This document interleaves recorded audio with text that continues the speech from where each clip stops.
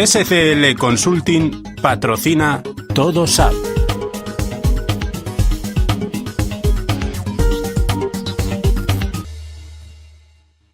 Pues abrimos nuestra segunda hora hablando de tecnología, como cada lunes, de la mano de SCL Consulting, hablando de innovación, de tecnología. Hoy vamos a hablar de diseño. Y está por aquí ya Ana Conde, la directora de comunicación de SCL Consulting. Ana, muy buenas tardes. Muy buenas tardes, Rubén. ¿Cómo va todo? Muy bien, Empezamos muy bien. ya el mes de junio, ya tenemos el verano ahí. Con mucha más alegría, con sol, buen tiempo, días largos, en fin. Eso es más, cambia la cara. eso es mejor para innovar, para pensar un poco, o no tiene nada que ver el tiempo. Tenemos más horas, Sí, ¿no? ¿no? Cuando se llega la oscuridad, a las 6 de la tarde, a partir de ahí yo creo que el cerebro de todo el mundo empieza a apaga. desconectar un poco. Sí. Bueno, pues ahora tenemos encendido hasta las 9 que salgamos de aquí, encendido, y luego ya pues veremos. Vamos a presentar a nuestros invitados, a Ana Conde y al resto de nuestros oyentes. Nuestro invitado que lleva en España 20 años desarrollando su trabajo como diseñador en varias compañías internacionales. Ha trabajado, por ejemplo, en la americana Visa, ha trabajado en Nike, en dos compañías italianas como Caimi y como Contrat. También participa en congresos y en foros de diseño. Es diplomado en diseño industrial por el Instituto Europeo del Diseño de Milán y es el director del Instituto Europeo de Diseño, que organiza y acoge el primer encuentro de innovación académica, el futuro de la enseñanza del diseño, para hablar del futuro de la enseñanza y la relación entre tecnología y conocimiento. Todo esto que ya ha sucedido nos lo va a contar, como digo, el director del Instituto Europeo de Diseño, don Ricardo, entiendo que se pronuncia Marzulo. Don Ricardo, muy buenas tardes, bienvenido. Buenas tardes, muchas gracias por invitarme y una pronuncia perfecta. Es muy difícil en España que pronuncie bien mi apellido, pero me alegro. Va uno 3 días a Italia y viene hablando. Esto es una cosa bárbara. Cuéntenos un poquito este encuentro que yo presentaba, don Ricardo, el primer encuentro de innovación académica. ¿Con qué objetivo nace un encuentro como este? ¿Qué es lo que quieren hacer ustedes? Bueno, yo creo que es un tema de actualidad muy importante, no solo para las instituciones que se dedican a la formación del diseño, pero en general, por el sistema educativo público-privado, revisar y sobre todo activar procesos de innovación también al cómo se enseña y cómo se aprende. Muchas veces la innovación está asociada a instituciones o empresas, ahora se habla mucho de emprendimiento, de startup o las TIC, las empresas tecnológicas. Yo creo que la tecnología ya es parte de nuestra vida normal, nuestra manera de comunicar, de relacionarnos, de acceder a la información y condiciona muchísimo la manera de enseñar y acceder al conocimiento. Y hoy hemos organizado este encuentro entre 8 facultades de diseño de América Latina, la Católica de Chile, la Pacífico de Chile, la Anáhuac, Universidad Anáhuac de México, la Metropolitana de Quito, la El Bosque y la Tadeo Lozano de Colombia, de Bogotá, con un objetivo importante, no solo efectivamente crear modelos, sistemas, procesos, métodos de enseñanza que son más acordes al contexto en el que nos toca vivir, sino cómo también las tecnologías están cambiando el paradigma, ¿no? de la relación profesor-alumno, aula-institución. Y además con un elemento para nosotros muy importante, que el diseño de por sí es un lenguaje que ayuda a entender mejor el mundo que nos rodea, es decir, a educar la mirada, desarrollar, manejar nuevas herramientas para poderlo hacer. Entonces fue un debate muy activo y sobre todo con el objetivo de crear un network, es decir, una estructura estable, no tiene formato de congreso que termina después de los 3 días que hemos tenido, muy ricos, sino a partir de ahí construir una plataforma tecnológica donde se pone a disposición herramientas, procesos, tecnologías para que podamos entre instituciones enriquecernos el uno del otro. ¿Y a qué conclusiones básicas, principales llegaron ustedes, Ricardo? Bueno, las conclusiones básicas, uno, que la tecnología es parte del proceso, no es un elemento ni una herramienta añadida, sino es parte de nuestra cultura y nos hace acercar mucho más entre instituciones, elimina la distancia y sobre todo hace más transparentes las instituciones.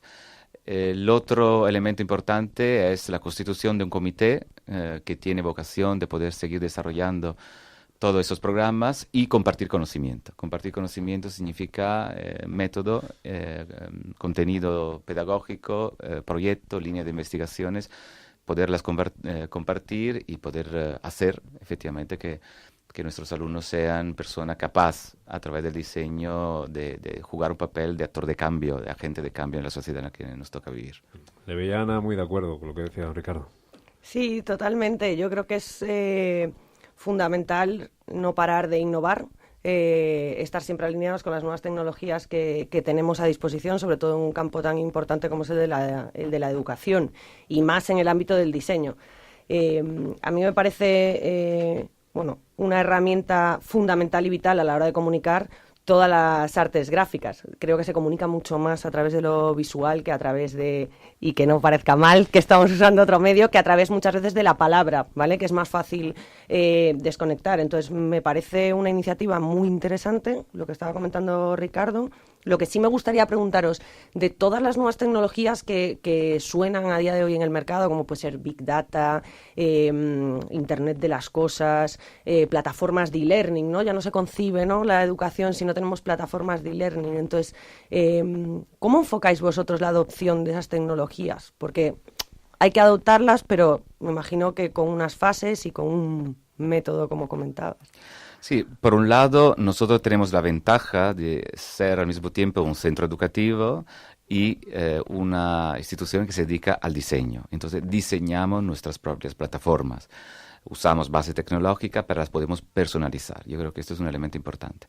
Y haciendo hincapié un poco lo que tú decías antes, rediseñando la relación con el usuario, es decir, la usabilidad, la facilidad, usar la comunicación visual, la interacción, el concepto de experiencia, se refleja muchísimo en las herramientas que utilizamos.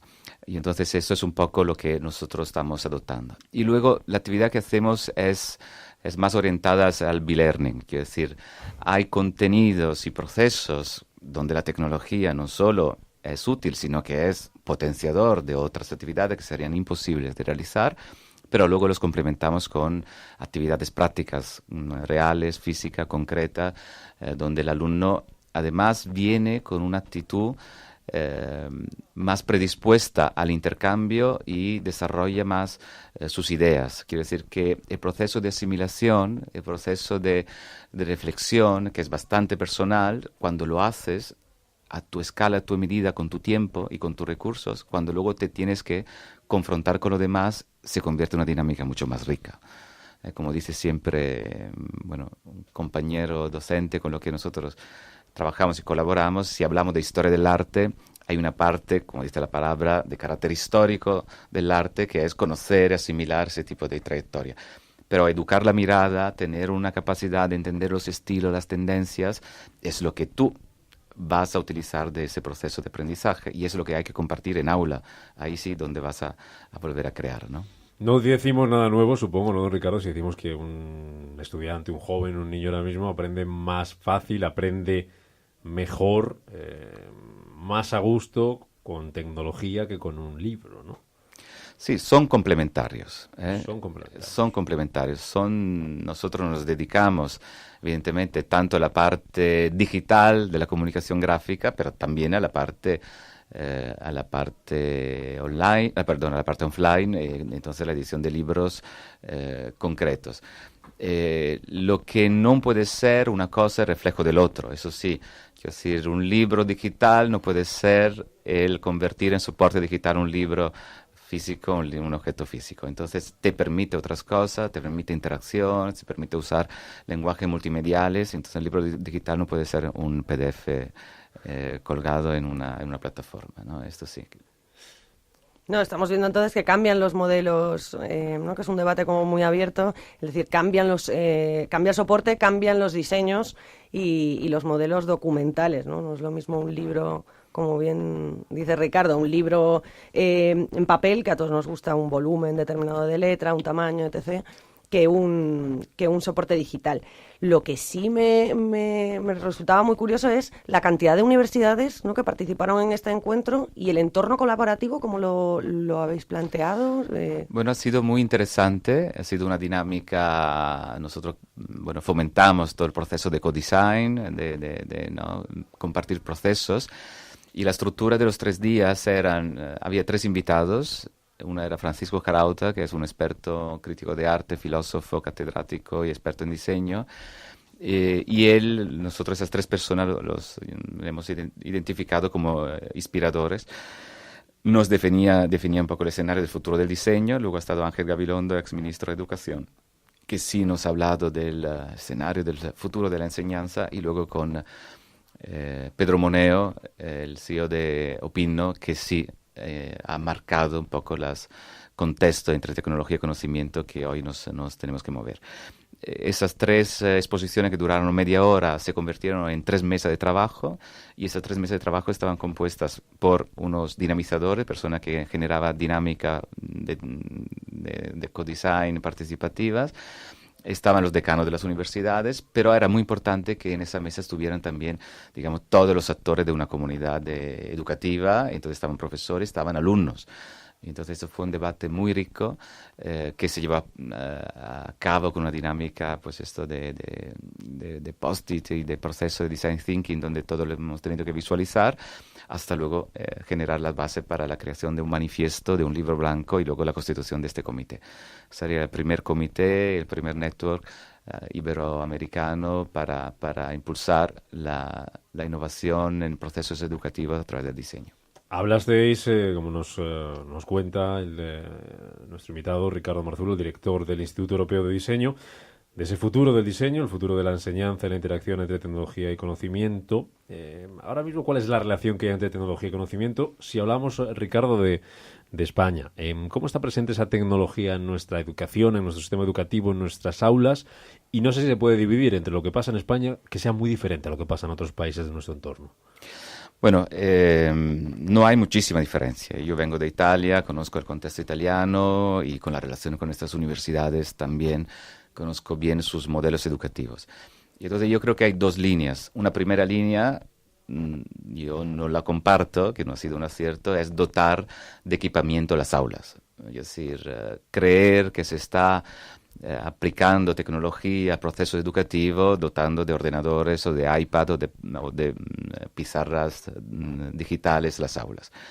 Y esto yo creo que ha sido en muchos procesos un poco un fracaso. Lo he compartido también con el ministro de las TIC ahí en Colombia, donde efectivamente hubo una operación y hubo un programa donde todo alumno podía tener acceso a un soporte digital. Y cuando lo que más importante es, sin embargo, el contenido, y la herramienta viene después. El contenido significa la manera, el papel que tiene el profesor, la manera que genera una dinámica en el aula. El profesor para nosotros es el que tiene en ese momento algo que decir de interés para los demás. Y entonces el papel del profesor es un moderador, no es tanto el que es depositario de conocimiento que lo transmite con cualquier soporte. Entonces yo en ese sentido creo que hay una situación que tiene que cambiar mucho. Tiene que cambiar el sistema educativo, tiene que cambiar la manera, el tiempo de estar en aula. Yo creo que el proceso de aprendizaje va más allá del aula, del espacio educativo, y esto todavía no se ha incorporado realmente en el debate a nivel también público en un país como España, pero tampoco, os lo aseguro, en Italia. Hay realidades específicas que en este proceso están innovando mucho, están haciendo cosas muy interesantes. Y yo creo que bueno, inevitablemente iremos en esa dirección, antes o después. Si lo hacemos antes, mejor para todos. No sé qué le parece a Ana Conde esa reflexión de nuestro invitado. Coincido totalmente, pero porque yo creo que es el mismo caso que ocurre en las empresas. Lo que pasa es que las empresas, por tener otro sistema, otros objetivos, otros planes estratégicos, pues intentan agilizarlo. Y si la estructura jerárquica decide que eso cambia y que hay que adoptar determinada tecnología o que hay que hacer determinados proyectos de innovación, si lo mandan desde arriba, al final acaba haciéndose. Cuesta, pero acaba haciéndose. Entonces yo creo que esa resistencia al cambio que puede pasar en el ámbito de la educación pasa en el ámbito de las empresas. Es decir, a todos nos cuesta cambiar nuestra manera de trabajar porque tenemos que aprender a trabajar de otra manera, y eso provoca una resistencia en los individuos y en las organizaciones. Entonces estamos abocados, como dice Ricardo, a tener que hacerlo, a tener que acostumbrarnos a cambiar nuestra manera de trabajar, los elementos con los que trabajamos, las herramientas, la manera de hacerlo, trabajar por objetivos, no como decíamos lo de los horarios en las aulas, pues es exactamente igual al famoso trabajo por objetivos que decimos que hay que poner en las empresas, ¿no? Que cada uno se haga responsable de alcanzar unos hitos, y luego el tiempo que tarde, cómo lo haga, ahí no nos metemos, simplemente hay que facilitarle a esa persona que pueda conseguirlo. Yo creo que en el caso de los alumnos podría plantearse el mismo modelo. Yo esto creo que lo he vivido cuando era estudiante, lo vivo ahora en las empresas y yo creo que estamos todos muy de acuerdo en que queda un cambio muy grande por delante para llegar a ese modelo. Ahora, para poder llegar hay que ponerse a trabajar. O sea, no por eso hay que poner como excusa o como barrera es que queda mucho trabajo, es que tenemos muchas cosas que cambiar. Empecemos. Y yo creo que la tecnología ayuda mucho a empezar. Sobre todo cuando haces comités, encuentros, trabajas en común con gente que ya ha tenido experiencias buenas y malas.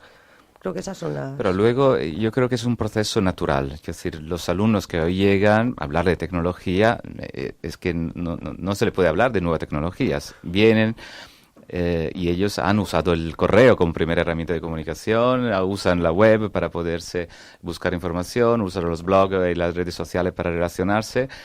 Otra generación, quizás la nuestra, quizás los profesores que vienen de... Esto representa una novedad. Pero tiene que ser ellos que tienen que llevar a las aulas su manera de asimilar, su manera de investigar, su manera de compartir, y el profesor en ese sentido tiene que ser una persona que efectivamente establece más criterios, establece la dinámica, lo hace más, digamos, constructivo el proceso, que no sea tan aleatorio, pero tenemos que simplemente dejarnos llevar. Son los alumnos que vienen con su teléfono, no hace falta ni siquiera ahora poner ordenadores o equipar las aulas. La aula informática es un concepto de los años 90, donde ibas en el lugar donde estaba la tecnología. Ahora la tecnología va contigo en cualquier parte. Eso creo que le hemos hablado aquí en este espacio, Ana, que llevado al mundo de la empresa muchas veces es mejor, como dice Ricardo, el terminal o el teléfono o el smartphone que lleva el propio empleado para su vida privada que el que le puede poner la empresa a su disposición, ¿no? Sí, de hecho hay una de estas tendencias tecnológicas o de innovación que salen en los famosos cuadrantes de Gartner, que es Beyond Your Device, que es los empleados vienen ya con sus dispositivos. Entonces las empresas tienen que poner medidas o diseñar aplicaciones y medidas de seguridad, claro, para que esos trabajadores puedan traer sus dispositivos, que son los que conocen, donde tienen toda la información y al final donde, como decía Ricardo, si es que la gente viene ya con la tecnología integrada, pero hace falta que... Yo me refería más a la segunda parte que comentabas tú, es quizás el profesor es el que tiene que cambiar, el alumno viene a aprender, está dispuesto a que todo sea nuevo, los profesores tienen que cambiar su manera de enseñar, y muchos yo creo que ya lo están haciendo y lo han hecho siempre, eso va en la persona. Pero es un cambio cultural. Yo siempre digo, cuando el contexto que te rodea de una forma natural ha cambiado, tú te adaptas mucho, de una forma mucho más fácil. Lo que tú decías antes, si se hace de una forma piramidal, jerárquica, bueno, posicionarte en esto es un proceso también de identidad complicado de gestionar. Pero si tu entorno ha cambiado, pues inevitablemente te tienes que adaptar a eso. Y la figura del profesor es fundamental, evidentemente fundamental, pero en este contexto y cada uno se tiene que adaptar. Y en ese sentido, pues yo creo que los sistemas educativos tienen que hacer una labor ahí de repensar completamente a la educación y a los programas educativos, porque esto no es el futuro ni nada, es hoy lo que ocurre, simplemente que hay que poderlo hacer también en aula y hacer el mejor sistema educativo que podemos construir juntos, ¿no? Termino, Ricardo. La tecnología, la innovación, el diseño, pero bien implantado, como nos decías antes, bien implantado en las aulas, en la educación, ¿qué ventajas, qué beneficios puede tener para un sistema educativo como el nuestro? Bueno, yo por un lado me gusta un sistema educativo participativo. Nosotros somos un centro privado. Estudiar en el IED tienes que tener recursos para poderlo hacer, y el reto que tenemos delante es, en primer lugar, el diseño es una herramienta de proceso de cambio. Es decir, yo no creo, nunca lo he creído, el diseño como un elemento elitista, como casi un nicho, como algo casi de valor añadido, como algo que esté relacionado a las tendencias, a la imagen, o ser diseñador significa casi una especie de capacidad tuya creativa, innata, vocacional. El diseño en Italia siempre ha sido relacionado a la industria, es decir, diseño, industria y producción, la misma cosa. Entonces el diseño, digamos, como guinda, nunca he creído en eso. Entonces, en una escuela como la nuestra, la incorporación de la tecnología en proceso educativo significa democratizar acceso al conocimiento, hacerlo accesible a personas que probablemente no tienen recursos para poder estudiar en el IED y poder divulgar y abrir una profesión de futuro, de enorme futuro, que es la del diseño, entendida como activador de cambio y como facilitador de proceso. A mí me interesa el diseño como un lenguaje que hace que lo demás se entienda mejor. Quiero decir, si yo puedo ayudar a una institución política o pública a través del diseño a entender mejor qué decisión tomar para un problema, he cumplido mi objetivo. No me interesa solo poder diseñar soporte, elemento, servicio más de lo que tenemos para poderlo hacer. Entonces el diseño es un lenguaje, ayuda a entender mejor los procesos y ayuda a que otras disciplinas trabajen mejor juntas. Así lo entiendo y así creo que podemos replantear pues, un sistema social, económico, cultural y político acorde a los tiempos, incluso más sostenible, si queremos añadir, usar esta palabra. Pues a seguir trabajando, que la tarea es interesante, es importante y nos va a beneficiar mucho. El teléfono de su profesor de español, por si nos lo piden, nos lo deja don Ricardo, por si llama algún oyente interesado. ¿Mi teléfono? No, el de su profesor de español. Mi profesor de español son 20 años viviendo muy feliz en España y compartiendo todo el tiempo con profesionales, con amigos, con colaboradores. Un reto que tiene mucho de vocación, que es la educación. Y creo, sinceramente, que España y América Latina, pues que se define países emergentes, pero no lo son, porque yo cuando voy ahí, pues podemos jugar un papel importante en el ámbito del diseño de la educación y poder redefinir el papel del diseño en el futuro también como alternativa a modelos más anglosajones, muy vinculados al mundo económico industrial que es propio de países más de Norte Europa, y nosotros que vivimos también con otros sistemas económicos tenemos que aprovechar el diseño con ese nuevo papel. Pues es un placer tenerle por aquí, don Ricardo Marzulo, director del Instituto Europeo de Diseño del IE de Madrid. Gracias y a seguir trabajando. Gracias por invitarme y compartir esta fantástica tertulia. Tertulia que hemos compartido con Ana Conde, la directora de comunicación de SCL Consulting, una semana más. Nos vemos el lunes que viene. A descansar. Igualmente, Rubén. Muchas gracias. Un placer. SCL Consulting ha patrocinado Todo SAP.